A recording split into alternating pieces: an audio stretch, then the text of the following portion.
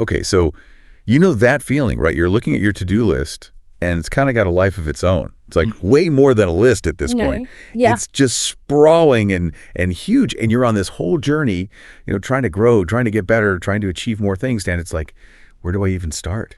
Yeah, that's so real. And I think, especially for people who are already on that path of personal growth, they're trying to achieve things. It's not like they're just sitting back and relaxing, right? So I think that feeling is almost like a byproduct of being ambitious and wanting to do more with your life. And so I think that's where figuring out, okay, what are the right actions is crucial. Yeah. And that leads us nicely to Brian Tracy's Eat That Frog, which is what we're going to deep dive into today. And this whole concept is inspired by Mark Twain. And the idea is that if you had to eat a frog first thing in the morning, you should just do it and get it over with. Yeah. So obviously not literally eating a frog, but thinking about that thing on your to-do list that you really don't want to do, but is probably the most important thing. Yeah. Yeah. It's about like, what is that one task that if you got it done, it would have a huge impact on everything else. Exactly. And so in this deep dive, we want to kind of pull out the most, actionable stuff from this book, Eat That Frog by Brian Tracy, and, help you guys listening be able to take those things and use them today to actually improve your productivity and keep moving forward. So less theory, more doing. Yeah, exactly. So let's jump into it. So one of the first things that Brian Tracy talks about is setting clear goals and priorities. And he really emphasizes that it's not enough to just sort of like have them in your head. You really need to write them down. So what's the power in that, you think? Like actually putting pen to paper or fingers to keyboard? I think what's really interesting about writing things down is it goes from like a nebulous thought into something that's actually like tangible. Like you can see it on paper. Right. It forces you to get specific. And I think once you have those goals written down, that's when you can truly like prioritize them and be like, okay, what is actually important and what's not so important? Yeah. And I think, one of the things that Tracy talks about is the ABCDE method. Right. Which is so helpful for, especially, for our listeners who are probably already really busy and have a lot going on. Absolutely. Yeah, the ABCDE method was huge for me.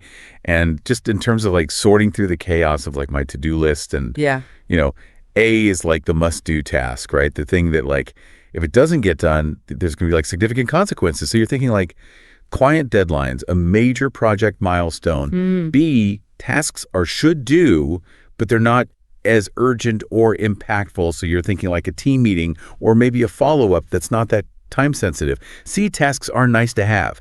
They're the things that maybe feel productive but don't really move the needle on your bigger goals. So it's like, oh yeah, I'll tidy up my desk when actually I should be writing this huge report. D is for delegate. If someone else can do it just as well, then delegate it. Yeah. And then E is eliminate, because it's those things that are just kind of sucking up your time. Yeah. And I think the biggest thing there is that he says you never do a B task when there's an A task left undone. Right. Which is like, it sounds simple, but it's something that we don't do enough of. Yeah. It's so easy to fall into that trap, right? Like getting the quick wins and feeling good about it. But it's like, is that really moving you closer to your bigger goals? Exactly. And it ties into this 80-20 rule, which, some people call it the Pareto principle. And the idea is that 20% of your activities will probably give you like 80% of your results. So for those listening, like think about what is that 20% in your life like right now? What are the things that are really giving you the biggest bang for your buck in terms of like progress and getting closer to what you want to achieve? I think especially if we're talking about personal growth, that's a really important thing to think about. Like, is what I'm spending most of my time on, is that actually going to help me grow and get closer to the person that I want to be? Or am I kind of just doing a lot of busy work that doesn't really have that big of a payoff? Yeah, absolutely. And so once you've kind of got that clarity in terms of your priorities, the next thing that Brian Tracy suggests is planning every single day in advance. Yeah. Ideally the night before. So what's the advantage of that for somebody who's already super busy? Yeah. I think one of the big things is it almost lets your mind kind of process those tasks overnight. So you might even come up with like new ideas or solutions while you're sleeping, but also it just like takes away that decision fatigue in the morning. So you don't wake up and you're like, oh, what am I going to do today? You already know, okay, I've got my list. I'm going to tackle my frog first. Right. And you can just go from there. Yeah, it's about being proactive rather than reactive, right? And Tracy really emphasizes that you should organize those tasks in terms of importance. So don't just do what feels easiest or most appealing. Yeah. Confront that frog first. And working from that list is kind of like your guide to keep you focused when all the distractions are coming at you. Yeah. Yeah. And I think that's a good question for, our listeners right now is, how intentional are you about planning your day?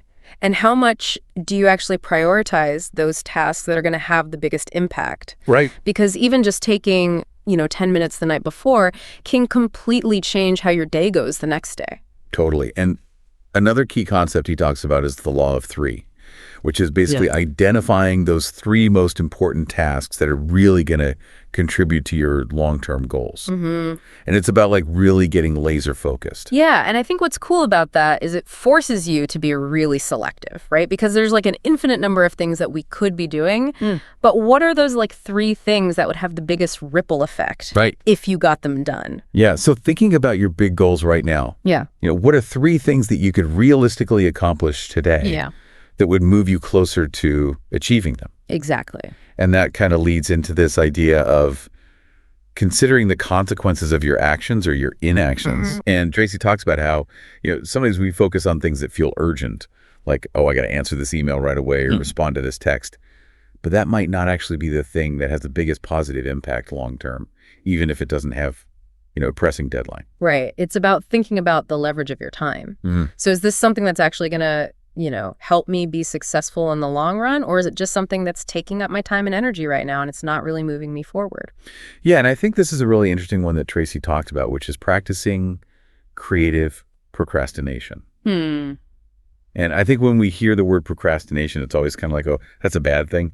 But the idea here is that you're being deliberate about postponing the things that aren't really important. Yeah, it's almost like giving yourself permission to say no to certain things that are not a good use of your time. Yeah, like consciously choosing to focus on the frogs instead of those things that just kind of drain your energy. Exactly. So, for example, maybe you're checking email like every hour. Oh, yeah.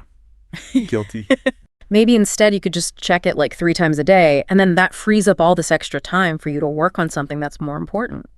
That's such a good point, because it is about being intentional with your time, right? Like, where is that time going? Yeah. And it leads us back to this idea of the ABCDE method. And Tracy's really clear on this point.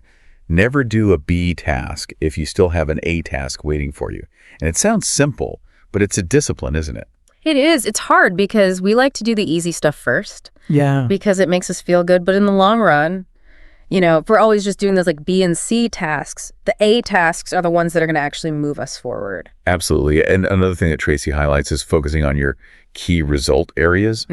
And so I think for somebody who's really, trying to improve and grow, like, how should they think about figuring out what those are? Yeah, I think about it as like, what are those skills or activities where if I was really good at them, it would make a huge difference in my life? So for example, maybe you want to get a promotion at work. Well, okay, what are some of the things that you need to be good at to get that promotion? So maybe it's like learning a certain software. Right. Maybe it's improving your communication skills. Maybe it's like networking and building relationships with clients. Like, once you know what those key areas are, then you can really focus your energy on getting better at those things.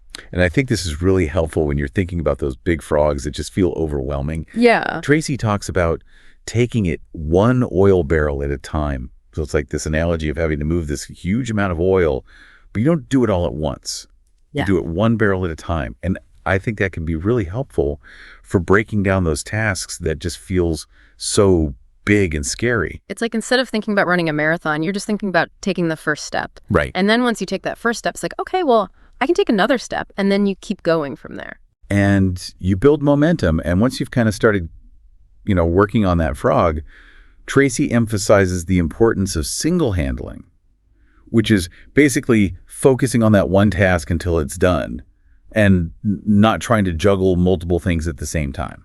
Yeah, I think we have this tendency to want to multitask. Oh, yeah. Especially in today's world where there's so many distractions. Right. Your phone's buzzing and everything. Exactly. But research has shown that we're actually more productive when we focus on one thing at a time. Interesting. So I think, if you can just work on that one task until it's finished and then move on to the next thing, that's going to be the most efficient way to work. So to kind of wrap it all up, the main idea behind Eat That Frog is that You identify that most important task, the one that's maybe the most challenging, the one you're most likely to procrastinate on, and you make a decision to tackle it first. And, by building these habits of setting clear goals, prioritizing those goals, using the ABCDE method, planning your day in advance, focusing on your key result areas, breaking down big tasks, and practicing single handling, you can really take control of your time and make significant progress on your personal growth journey. Yeah, and I think if you're consistently doing those things, eventually those frogs are going to become less scary. Yeah. Because you're going to have this feeling of momentum, you're going to have this feeling of accomplishment. Absolutely. And you're going to be focused on the things that are actually important for your growth. So that wraps up our deep dive on Eat That Frog for today. Thanks so much for joining us. Stay tuned for the next one. Like and subscribe if this helped you. It really helps the channel. Yeah, thanks for listening.